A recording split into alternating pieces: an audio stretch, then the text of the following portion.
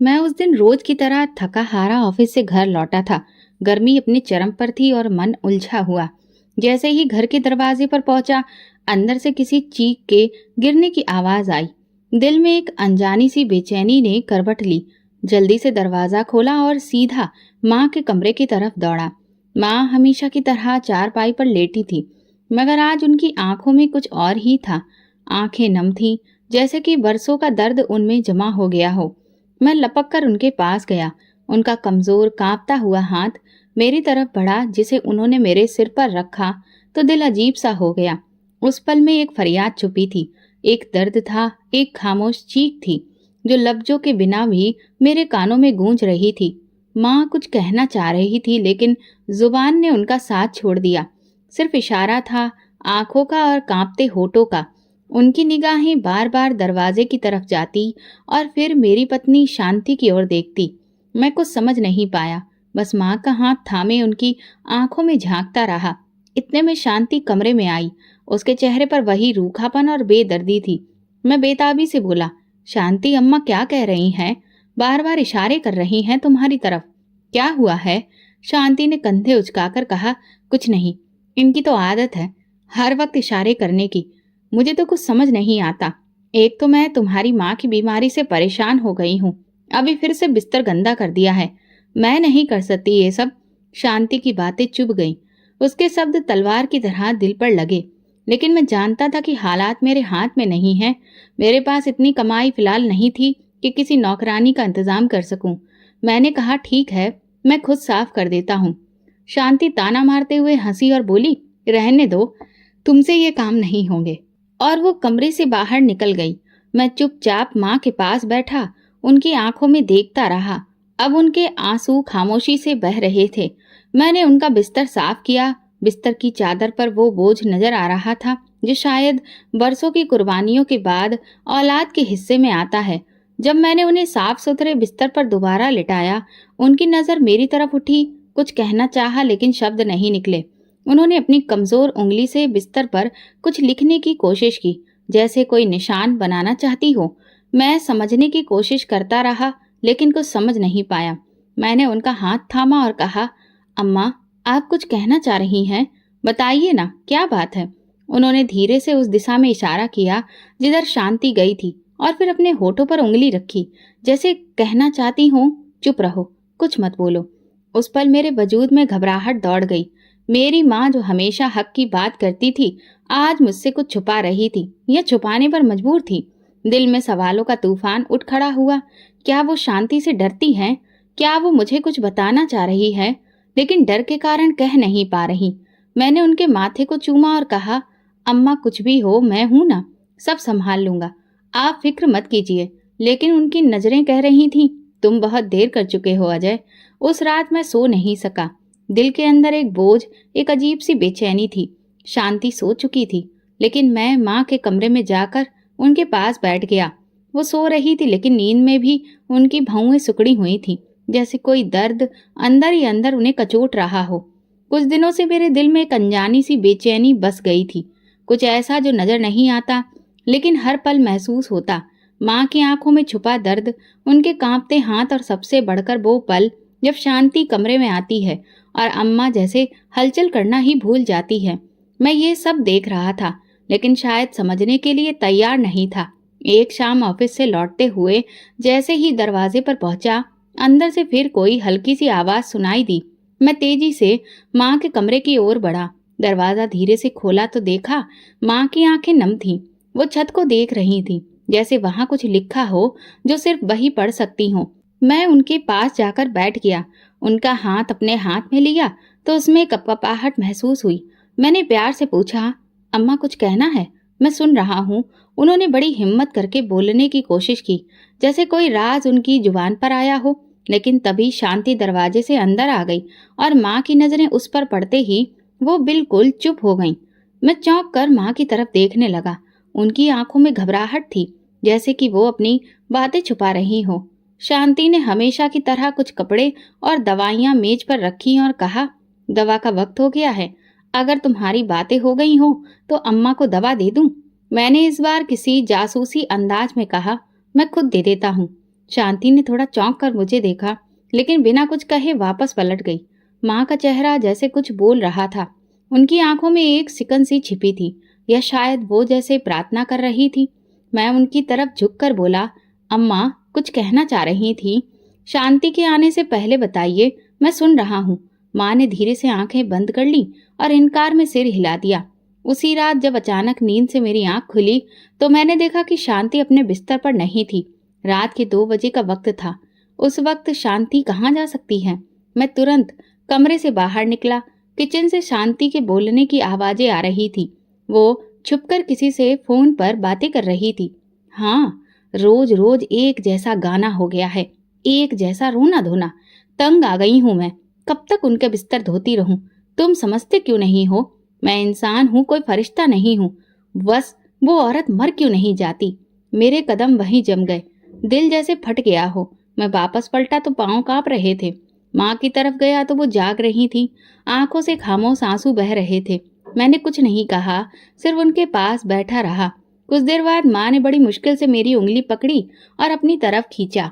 उनकी नजरें मेरी आंखों में गड़ी थी, जैसे कोई आखिरी बात कहना चाहती हो, जैसे वो बताना चाहती हो कि उनके साथ कुछ हो रहा है। मैं फिर से चुपचाप पूछने लगा, अम्मा शांति कुछ कहती है आपको? कुछ करती है? उनकी पलकें भीग गईं, लेकिन होंठ चुप रहे। वो कुछ कह नहीं पा रही थी, या शायद डर के मारे नहीं कह रही थी। उनकी नजर बार बार दरवाजे की तरफ जा रही थी, जैसे कोई आने वाला हो। दिल में अजीब सा खौफ बैठ गया था। उस दिन के बाद एक और वाक्य ने मेरे शक को पक्का कर दिया। मैं ऑफिस से जल्दी आ गया। घर में गैर मामूली खामोशी थी, जैसे कोई मौजूद तो है मगर खामोश बैठा हो। मैं माँ के कमरे की तरफ बढ़ा। दरवाजा हल्का खुला था। अंदर देखा तो माँ के चेहरे पर वही खौफ था और शांति उनके बिल्कुल पास में खड़ी थी। हाथ में कुछ था, शायद दवा की शीशी। मैंने शांति को आवाज दी, क्या हो रहा है?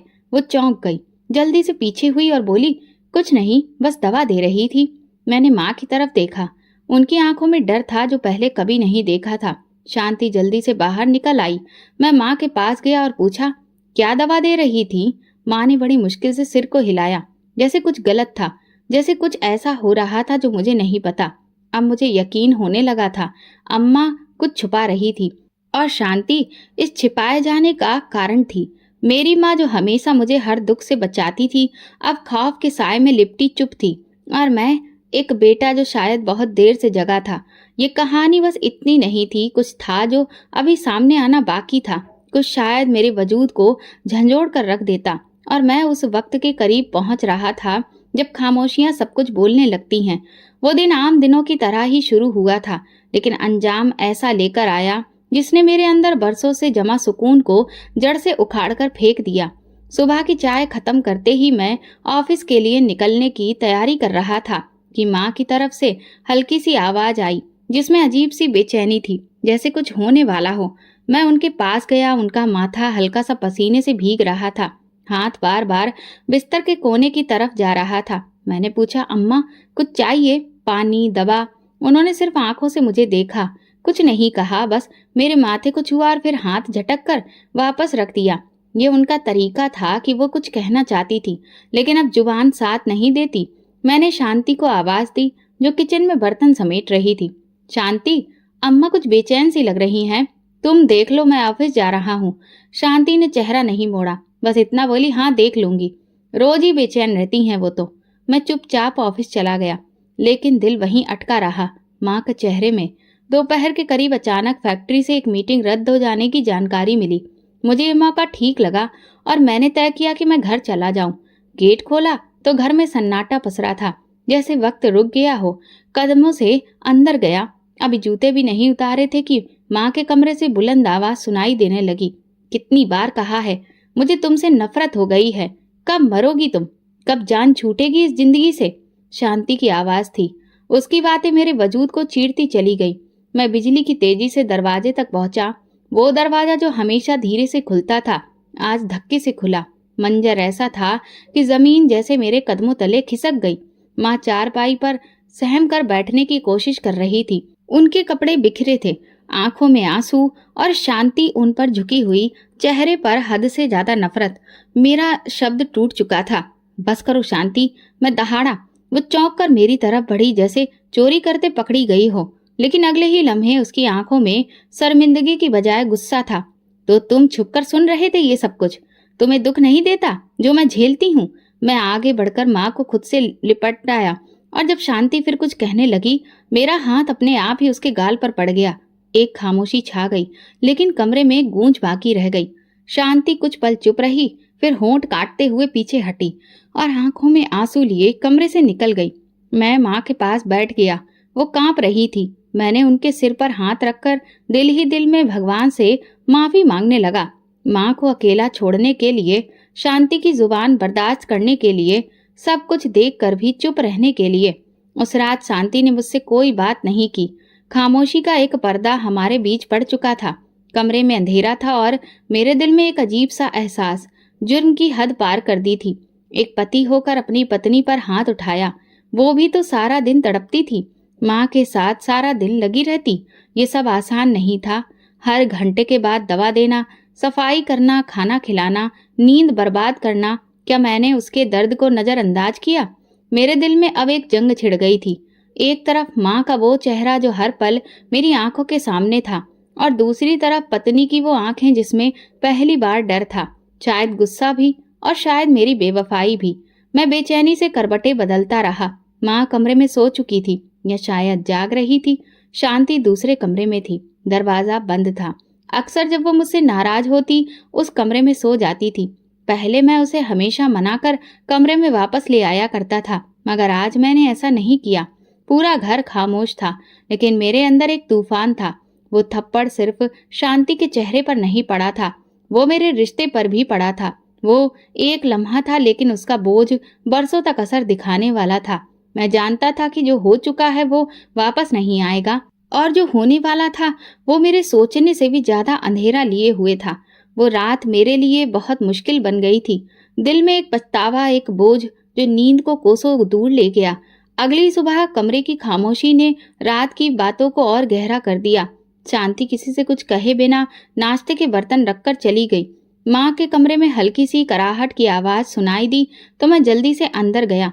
अम्मा छत की तरफ देख रही थी, सांस थमी हुई सी, आंखें लाल। उनका चेहरा और भी मुरझाया लग रहा था। उनका हाथ बिस्तर के कोने पर रखा था, जैसे कोई सहारा ढूंढ रही हो। मैं उनके पास बैठकर बोला, अम्मा भूख लगी है? उन्होंने धीरे से सिर हिलाया। उस पल मेरे दिल में एक दर्द सा उभरा, जो शायद लफ्जों से कई ज्यादा गहरा था। कल रात शायद अम्मा ने कुछ खाया ही नहीं था। मैं तुरंत किचन में गया, चावल गरम किए, सब्जी निकाली और एक गिलास पानी भरकर माँ के कमरे में वापस आया। माँ के सामने बैठकर जैसे ही पहला निवाला उनके मुंह तक ले गया, उनकी आंखें भर आईं। मैं चुपचाप निवाला देता रहा। उन्होंने बड़ी मुश्किल से चबाया। जब उन्होंने पहला निवाला खाया, उनके होंठ कांप रहे थे और आंखों से एक आंसू बह निकला। अम्मा कुछ नहीं हुआ है, आप खाइए, मैं हूं ना। मैंने नरमी से उनके पल्लू के किनारे से उनके होंठ साफ करते हुए कहा, और फिर उन्हें पानी दिया। उन्होंने मेरा हाथ पकड़ा, वही कांपता हाथ, जैसे कहना चाहती हो, शुक्रिया बेटा, तुम देर से आए लेकिन आए तो सही। मेरी आंखों से भी आंसू बहने लगे। मैंने उनके हाथ को माथे से लगाया। दिल में एक ख्याल हो आया, कितना वक्त गुजर गया। मैं सिर्फ पत्नी की सहूलियत, अपनी व्यस्तता और सामाजिक जिम्मेदारियों में उलझकर अपनी माँ की मौजूदगी को एक फर्ज समझने लगा था। लेकिन उस दिन मैंने पहली बार महसूस किया कि ये रिश्ता सिर्फ आज का नहीं, ये तो वो एहसास है जिसकी गवाही खुद भगवान देता है। माँ थोड़ा थोड़ा करके खाती रही। मैं हर निवाले के साथ उनके चेहरे पर उभरने वाले भाव को पढ़ता रहा। कभी वो लम्हे भर के लिए आंखें बंद कर लेती, कभी हल्की सी मुस्कान आ जाती, जैसे बचपन की कोई याद वापस लौट आई हो। जब खाना खत्म हुआ तो मैंने पानी का गिलास बढ़ाया। उन्होंने मेरे हाथ से पिया। गिलास वापस लेते हुए उनका हाथ कांपा। ऐसा लगा जैसे मेरे दिल की दीवार पर हमेशा के लिए कुछ जम गया हो। तभी शांति दरवाजे पर आ गई। चेहरा सपाट था, लहजा गुस्से वाला। दवा दे दी है, मैंने नरमी से कहा। अभी खिलाया है, कुछ देर में दे दूंगा। वो खामोशी से वापस चली गई। माँ की आंखें फौरन दरवाजे की तरफ गईं। वही डर, वही घबराहट। उनका हाथ मेरे हाथ पर था, लेकिन जैसे उंगलियां और कमजोर हो गई हों। मुझे अंदाजा हो रहा था कि कुछ है जो माँ कहना चाहती है, लेकिन जुबान साथ नहीं दे रही। शायद वक्त सही नहीं है। उस शाम मैंने माँ के करीब बैठकर उनकी तस्वीरें देखना शुरू की। वो तस्वीरें जो पुराने संदूक से निकली थी। वो वक्त जब वो खुद मेरे लिए खाना बनाती थी, रातों को मेरे बुखार में जागती थी, मुझसे लिपेट कर गोद में लोरी सुनाती थी। आज वही माँ बिस्तर से लगी, चुपचाप और मोहताज थी। मैंने उनके सिर पर हाथ रखकर मन में कहा, शर्मिंदा हूं मैं, तुम्हारे पास होते हुए भी तुमसे दूर रहा। आप जो कुछ भी हैं, मैं तुम्हारे साथ हूँ। उन्होंने धीरे से मेरी उंगलियों को दबाकर मेरी बात का जवाब दिया। उस रात मैं उनके साथ ही बैठा रहा। उनके चेहरे की झुर्रियों में एक उम्र की कहानी लिखी थी और मैं पहली बार उसे पढ़ने की कोशिश कर रहा था। और वो प्यार भरी नजरें जो एक माँ ही दे सकती है, बिना शिकायत, बिना सवाल के, वो नजर मेरी पूरी जिंदगी का कर्ज बन गई। माँ को खाना खिलाकर जब मैं कमरे से बाहर निकला तो बाहर की हवा जैसे कुछ और ही कहानी सुनाने लगी। शांति टीवी लॉन्ज में बैठी थी, लेकिन उसके चेहरे पर वो सुकून नहीं था जो कि आम दिनों में होता था। आंखों में उलझन, माथे पर तेवर और होठों पर दबी हुई नाराजगी, जिसे मैं कई दिनों से महसूस करता रहा था। मैंने नरमी से पूछा, काफी देर से चुप हो, सब ठीक है? उसने मेरी तरफ देखा और ठंडी सांस लेकर बोली, अब इस घर में कुछ ठीक रह गया है? एक बीमार माँ जो हर वक्त तुम्हारा ध्यान खींचने की कोशिश करती है, और एक पत्नी जो हर पल कुर्बानी देती है, मगर बदले में तुम्हारा एक नरम शब्द तक नहीं मिलता। मैं खामोश हो गया। शायद वो जो कह रही थी वो अपने हिसाब से सच था, मगर मैं जानता था कि हर सच एक जैसा नहीं देखा जा सकता। शांति ने फिर बात का सिलसिला जोड़ा, देखो अजय, तुम्हारी माँ की हालत अब वैसी नहीं रही जो पहले थी। डॉक्टर भी कह चुके हैं कि कोई बेहतरी मुमकिन नहीं है। दिन ब दिन उनकी तबीयत और बिगड़ती जा रही है, और मैं तो अब थक चुकी हूँ। मेरे सब्र की भी कोई हद है। मैंने गहरी सांस ली। उसके शब्द तेज थे, लेकिन मैं इनकार नहीं कर सकता था कि वो वाकई एक मुश्किल वक्त से गुजर रही थी। शांति, मैं समझता हूँ कि तुम बहुत कुछ सह रही हो, पर माँ भी तो बेबस है। उनका तो सिर्फ हम लोग ही सहारा हैं। मैंने धीरे से कहा, नहीं अजय, वो तेज आवाज में बोली, अब तुम नहीं समझ रहे। तुम सिर्फ माँ को देखते हो, मुझे नहीं। सारा दिन उनकी सफाई करना, दवा देना, खाना बनाना, ठीक है, और ऊपर से तुम्हारी खामोशी। तुम्हें लगता है मैं कोई मशीन हूँ? मैंने उसकी तरफ देखा। आंखों में आंसू थे, मगर वो खुद को जब्त किए हुए थी। मैं तुम्हारी माँ की दुश्मन नहीं हूँ अजय। मैं भी उनकी सेवा कर रही हूँ, दिन रात जागती हूँ, लेकिन अब हर दिन एक जैसा हो गया है। एक सी थकान, एक सी खामोशी। उसकी बातें मेरी रगों में घूमने लगी। क्या वाकई मैं इतना बेखबर रहा? क्या मैंने सिर्फ माँ का दुख देखा और शांति की खामोश चीखों को नजरअंदाज कर दिया? एक पति होने के नाते क्या मैंने इंसाफ किया? मैं कुछ कहे बिना कुर्सी पर बैठ गया। उसके शब्द मेरे कानों में गूंज रहे थे, माँ कभी ठीक नहीं होगी। कब तक ये सिलसिला चलेगा? कब तक मैं अपनी जिंदगी को एक मजबूर वजूद के साए में गुजारती रहूंगी? ये वो बात थी जो मेरे दिल पर हथौड़े की तरह लगी। मैंने अपनी आंखें बंद कर ली। शांति अब धीरे धीरे बात करती रही। मैं सुनता रहा, खामोश, बिना कोई हरकत किए। अगर मैं बीमार हो जाऊं तो मुझ पर भी इतना ही ध्यान दोगे? उसके सवाल पर मैं चौंक गया। उसकी आंखों में कैसा सवाल था जिसका जवाब मेरे पास नहीं था। ये सच है कि माँ अब कभी ठीक नहीं होगी, मैंने खुद से कहा, लेकिन ये भी सच है कि वो एक माँ है जिन्होंने अपनी जिंदगी का बेहतरीन वक्त मेरे लिए कुर्बान किया था। मैं उठकर दोबारा माँ के कमरे में गया। उनकी आंखें बंद थीं, माथे पर पसीना। मैंने तौलिया उठाकर उनका माथा पोंछा। वो धीरे से जागी और एक कमजोर सी मुस्कान उनके चेहरे पर आई। मैं उनके पास बैठकर सोचता रहा, शांति के शब्द, माँ के हालात और अपने बीच की कसमकस। ऐसा लग रहा था जैसे मैं दो किनारों के बीच में लटका हुआ हूँ। एक तरफ पत्नी जिसका सब्र टूट चुका है, और दूसरी तरफ माँ जिसका वजूद हर लम्हे मिटता जा रहा है। क्या मेरे लिए कोई बीच की राह नहीं बची है? ये वक्त मुझे किसी और जगह खींच ले जाएगा? ये सवाल उस रात मेरे दिल में गूंजता रहा और मैं जवाब ढूंढता रहा। अगली सुबह आंख खुली तो घर में खामोशी थी। शांति किचन में नहीं थी, ना ही टीवी लॉन्च में। उसकी कोई आहट सुनाई नहीं दे रही थी। मैं सीधा माँ के कमरे की तरफ गया। माँ चारपाई पर लेटी थी। उनकी आंखों में गैर मामूली उदासी थी, जैसे वो किसी गहरी सोच में हो। मैं उनके पास बैठकर धीरे से हाथ थाम कर बोला, अम्मा दवा खा लेना। उन्होंने पलकें झपकाई, फिर होंठ हिलाए, जैसे बहुत मुश्किल से कुछ कहने की कोशिश कर रही हो। दवा नहीं दी थी। मेरी सांस रुक गई। मैंने उनकी तरफ देखा। क्या कहा आपने अम्मा? दवा नहीं दी? उन्होंने हल्के से सर हिलाया और आंसू निकल पड़े।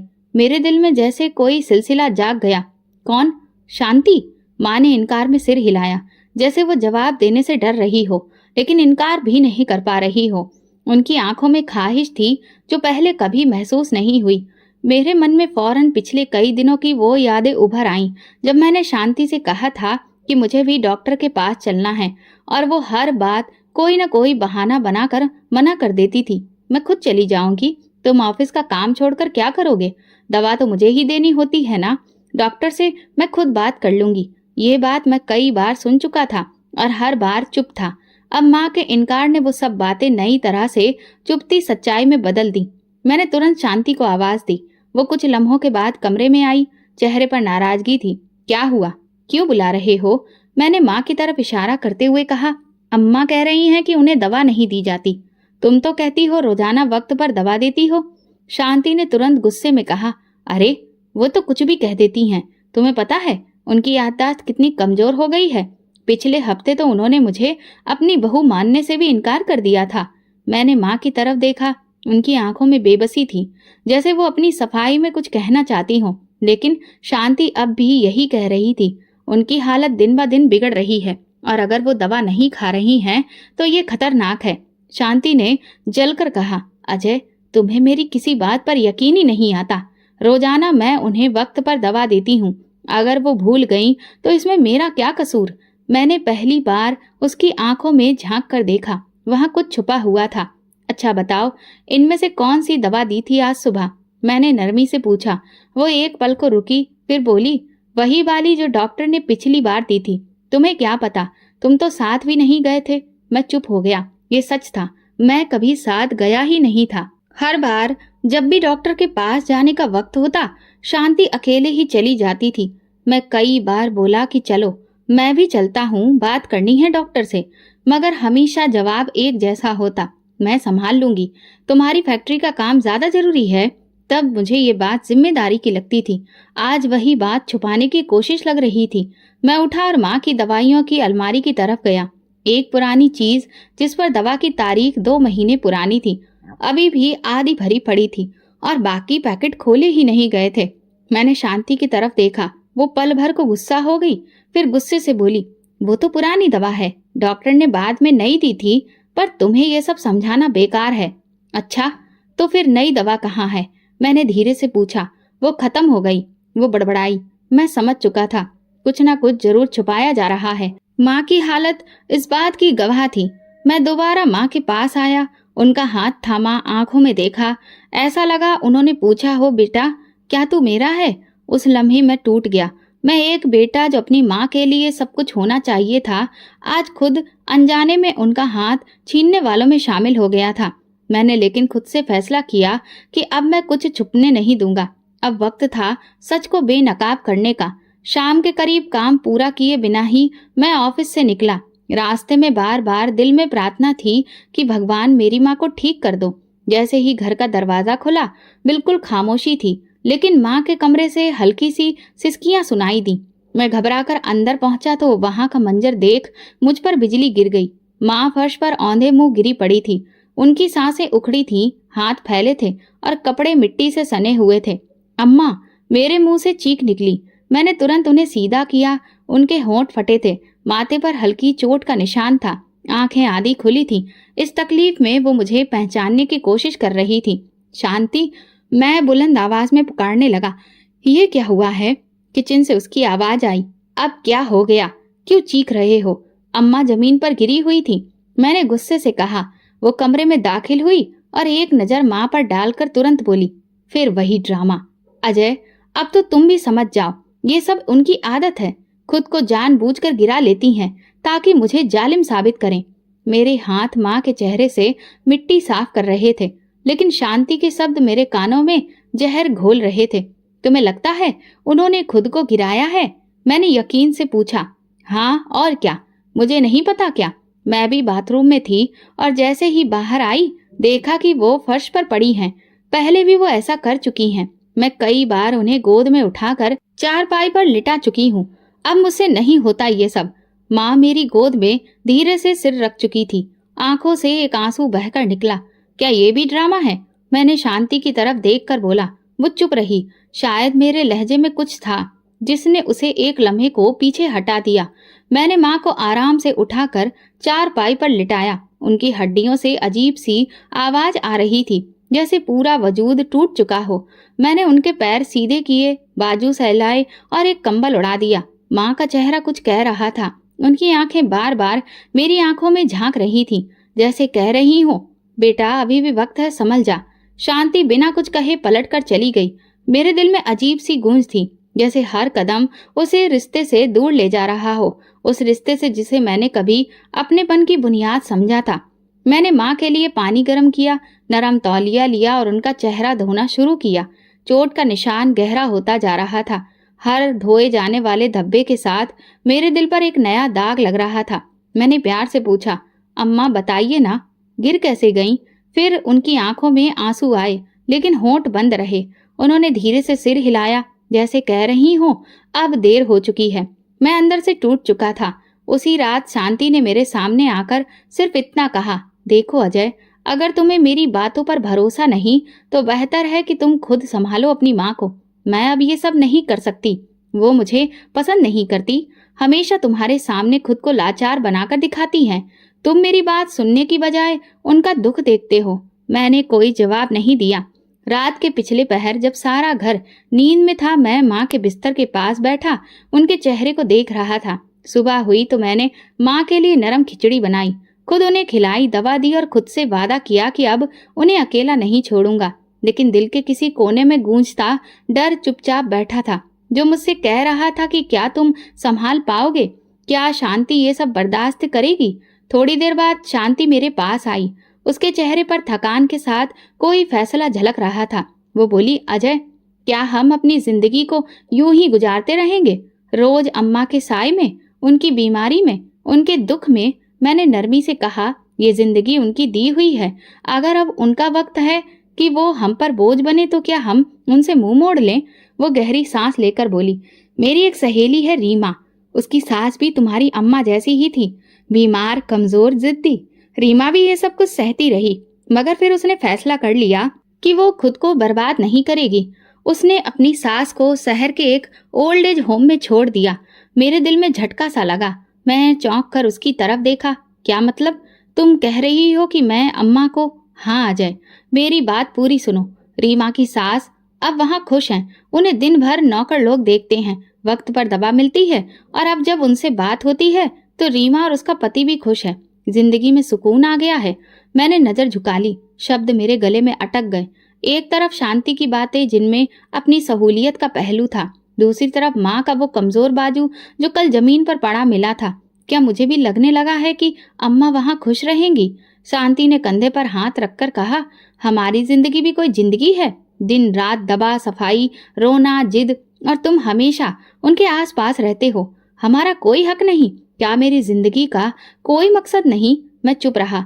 उसकी हर बात में एक तर्क था, मगर वो मोहब्बत और जज्बा कहाँ था जो मैं माँ की आंखों में रोज देखता था। देखो अजय, वो बोली, मैं ये नहीं कहती कि तुम उनसे मोहब्बत ना करो या उन्हें छोड़ दो। मैं सिर्फ कह रही हूँ कि उनके लिए ऐसा माहौल बेहतर हो सकता है जहाँ वो बेहतर तरीके से संभाली जा सके। हम अकेले कब तक निभाएंगे? मैंने गहरी सांस ली और दिल में सोचा, क्या मैं सच में थक गया हूँ? जिस्मानी नहीं, जज्बातों के तौर पर। हर दिन एक नई तरह से शुरू होता था, और ये सच था कि अम्मा की तबीयत बेहतर नहीं हो रही थी, बल्कि बिगड़ रही थी, और मेरे पास अब कोई हल नहीं था। उस रात जब मैं माँ के पास गया, वो जाग रही थी। उन्होंने मुझे देखा जैसे सब समझ गई हो। उन्होंने मेरा हाथ धीरे से दबाया, पलकें झपकाकर जैसे इजाजत दी हो। मेरे दिल में तूफान उठा। क्या अब वो समझ गई कि उन्हें घर से जाना होगा, या वो मुझ पर भरोसा करके बेफिक्र थी? शांति की बातें व्यवहारिक थीं, मगर माँ का चेहरा सच पर सवाल था। मैंने खुद को एक भावनाओं के भंवर में फंसा हुआ महसूस किया। हर जवाब के साथ एक नई उलझन सामने आई, और उन सबके बीच अजय, एक बेटा, एक पति, एक इंसान जो दो रिश्तों के बीच टुकड़ा टुकड़ा हो रहा था। मैंने कोई फैसला नहीं किया। उस रात बहुत देर तक माँ का हाथ थामे, आंखें बंद किए बैठा रहा। शायद फैसला मेरी जगह वक्त करेगा। शायद वे खामोश आंखें जिनमें अब भी एक दुआ बंधी हुई थी, वो सुबह जैसे कयामत की खामोश शुरुआत लेकर आई। सूरज अभी पूरी तरह से नहीं निकला था, लेकिन मेरे दिल में एक साया छाया हुआ था। पिछली रात माँ का चेहरा, शांति की बातें जिनमें अपने आराम को ज्यादा महत्व दिया जा रहा था, मेरी उलझने अंदर ही अंदर मुझे कचोट रही थी। थोड़ी देर बाद जैसे ही मैं माँ के कमरे की तरफ गया, वहां से तेज बदबू मेरी नाक में घुसी। मेरा दिल डूबने लगा। माँ बिस्तर पर लेटी थी, लेकिन इस बार उनके आसपास सब बिखरा हुआ था। चादर, तकिया, बिस्तर सब गंदा। उनका चेहरा शर्मिंदगी और बेबसी का आईना बना था। वो मुझे देख रही थी, जैसे माफी मांग रही हो, जैसे कहना चाह रही हूँ, बेटा मैंने जानबूझकर नहीं किया। मैं चुपचाप उनके पास गया, कुछ नहीं बोला, बस नरमी से चादर हटाई, साफ कपड़े निकाले और माँ को संभाला। वो बेचारी इस कदर घबराई हुई थी कि उठते ही कांपने लगी।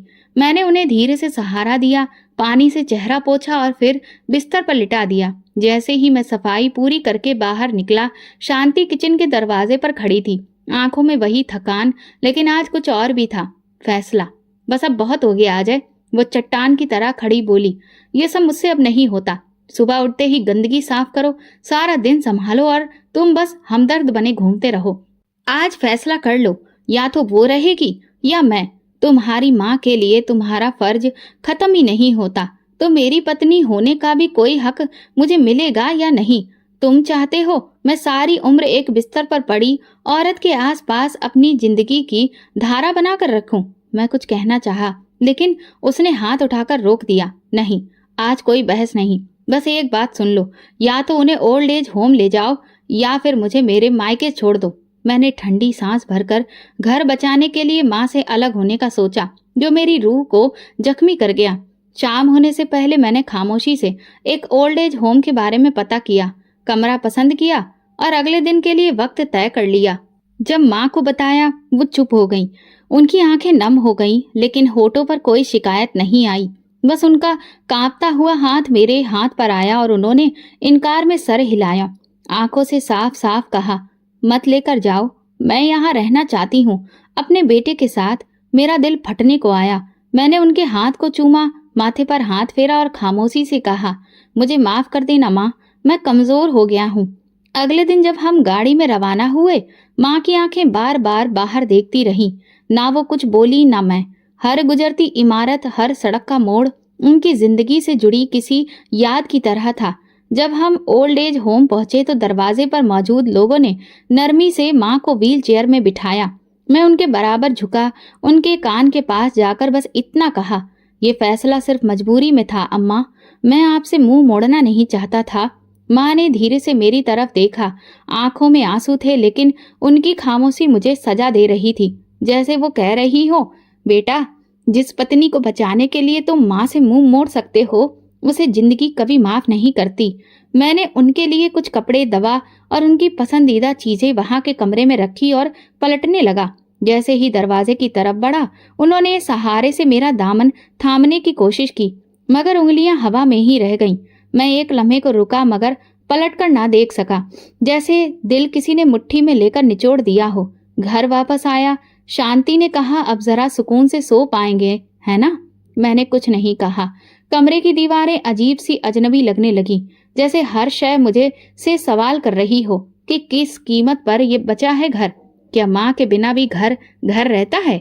वो रात मेरी नींद की आखिरी रात थी और अगले दिन मेरा ज़मीर मेरे साथ बोलने लगा, लेकिन उस वक्त मैं सिर्फ खामोशी की चादर ओढ़े खुद को तसल्ली देता रहा कि मैंने एक बेटे की नहीं बल्कि एक पति की जिम्मेदारी पूरी की है।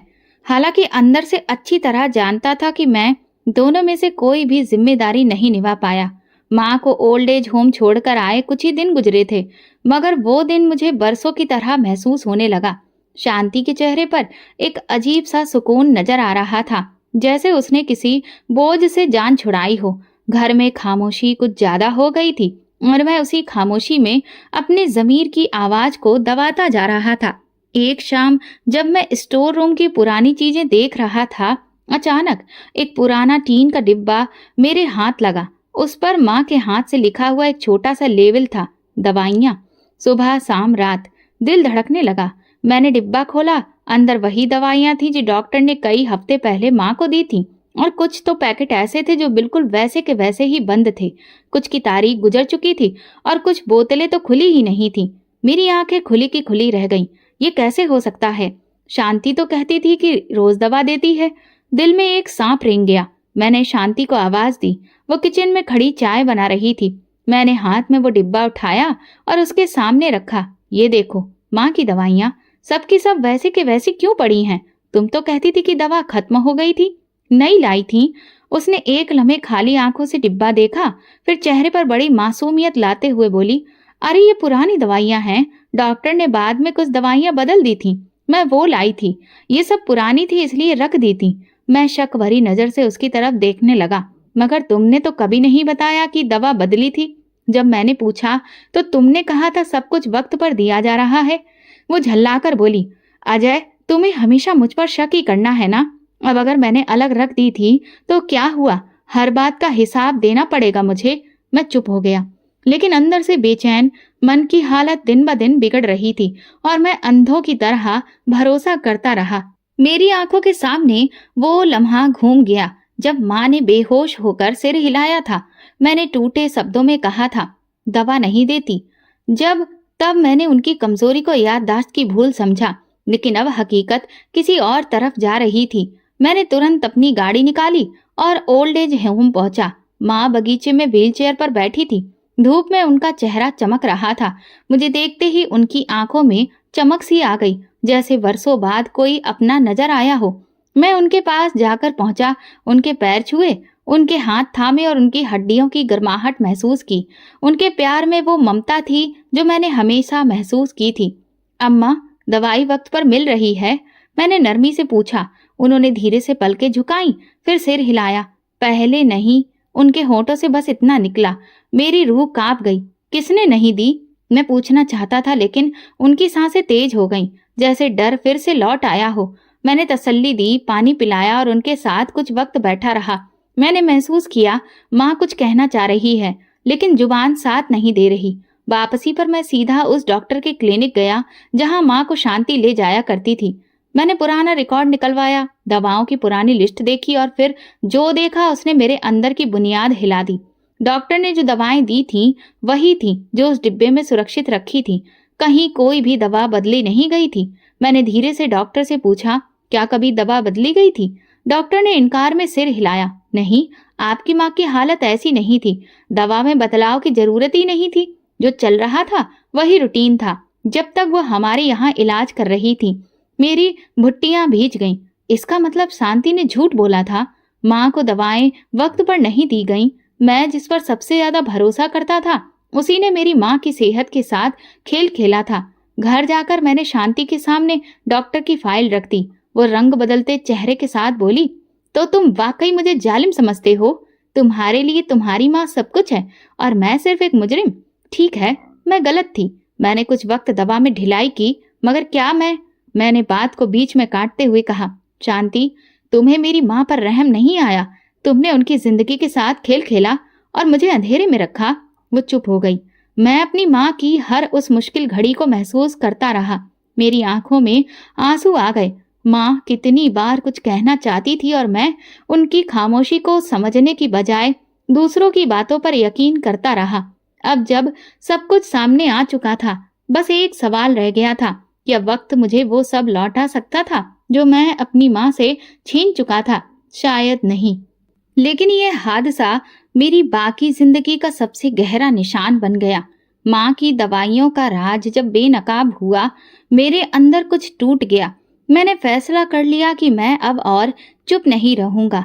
अगले दिन माँ को ओल्ड एज होम से वापस लाने की तैयारी शुरू कर दी। उन्हें वापस घर लाकर उनकी सेवा करना चाहता था। शायद वक्त के कुछ जख्म भर सकूं, मगर कुदरत शायद मेरे इरादों की परीक्षा के लिए कुछ और ही मंसूबा बना चुकी थी। एक सुबह जैसे ही मैं फैक्ट्री पहुंचा, गार्ड ने बदहवासी में दरवाजा खोला। साहब, अंदर आग लग गई है। मेरी आंखों के सामने अंधेरा छा गया। मैं पागलों की तरह अंदर दौड़ा। गोदाम की पिछली दीवार की तरफ शोले हवा में जोर जोर से उठ रहे थे। सब लोग कोशिश कर रहे थे। फायर ब्रिगेड को कॉल की जा चुकी थी, लेकिन बहुत देर हो चुकी थी। जो बचाया जा सकता था वो सिर्फ राख का ढेर बन चुका था। मेरी बरसों की मेहनत, रातों की नींद सपने सब कुछ आंखों के सामने जल रहा था। उसे एक हादसे ने मुझे अंदर से बेखेर कर रख दिया। कुछ दिन तो जैसे मैं खुद को यकीन दिलाने में लगा रहा, शायद नुकसान काबू में आ जाए, शायद इंश्योरेंस कुछ बचा ले, शायद कोई मेरा हाथ थाम ले। लेकिन सारी उम्मीदें, सारे रास्ते धीरे धीरे बंद होने लगे। फिर वो दिन आया जब मेरा शरीर भी उस सदमे को सह ना सका। एक रात तेज सर दर्द के बाद मेरी नजर धुंधली हो गई, हाथ कांपने लगे और शरीर बेकाबू होकर फर्श पर जा गिरा। होश आया तो अस्पताल में था। डॉक्टर ने मेरी पत्नी को बाहर बुलाया, फिर आकर मेरे पास धीरे से बोले, अजय साहब, आपको हल्का सा पैरालिसिस हुआ है। कुछ दिनों की फिजियोथेरेपी, दवा और आराम से आप ठीक हो सकते हैं, लेकिन आपको बहुत एहतियात बरतनी होगी। मैंने आंखें बंद कर ली, दिल जैसे चीर गया हो। शरीर के साथ साथ अब मेरे सपने भी बिखरने लगे थे। 2 दिन बाद शांति मेरे सामने आई। उसके चेहरे पर वो नरमी नहीं थी जिसकी मुझे जरूरत थी। वो कुछ पल चुप रही, फिर बोली, मैं तुम्हारी माँ की सेवा से निकल ही पाई थी और अब तुम्हारी जिम्मेदारी मैं नहीं निभा सकती। मैं यहाँ तुम्हें लाचार होकर देखने नहीं आई थी। मैंने भी एक जिंदगी का सपना देखा था और तुमने मुझे दुखों के सिवाय और कुछ भी नहीं दिया है। मैं कुछ बोल ना सका। उसकी नजरें देखता रहा। जवाब अजनबीपन से भरा था। कुछ दिन गुजरे। वो घर आई, खाना रखती, दवाई देती और फिर गायब हो जाती। एक रोज जब मैं किसी और की मदद से ये चलने की सोच रहा था, घर में मुझे सुनाई दिया। दरवाजे पर उसका एक दोस्त, जिसकी नजरों में मैं पहले से ही चुभता हुआ महसूस होता था, वहां पर बैठा हंस रहा था। शांति अंदर आई और बड़े ही सुकून से बोली, मैंने तलाक के लिए अर्जी दे दी है। तुम्हारे साथ जिंदगी गुजारने का कोई फायदा नहीं। अब मैं उससे शादी करने जा रही हूँ जिसके साथ मैं सच में खुश रह सकती हूँ। वो मुझे तुम्हारी तरह बोझ नहीं समझेगा। मेरा दिल जैसे फट गया हो। हाँ, अब मैं एक ऐसा बेटा था जिसने अपनी माँ को छोड़ा, एक ऐसा पति जो अपनी बीबी के साथ निभा नहीं सका, और एक ऐसा इंसान जो खुद को भी नहीं बचा सका। जब शांति ने आखिरी बार दरवाजा बंद किया तो मुझे महसूस हुआ जैसे पूरा घर खाली हो गया हो। न माँ थी, न पत्नी, न कारोबार, न सेहत। मैं तो बस एक परछाई बनकर रह गया। एक ऐसी परछाई जो रोशनी के पीछे भागते भागते खुद धुंधली हो गई। मैं बिस्तर पर लेटा छत को देख रहा था। दिल में बस यही ख्वाहिश थी, काश मैं अपनी माँ से माफी मांग सकता।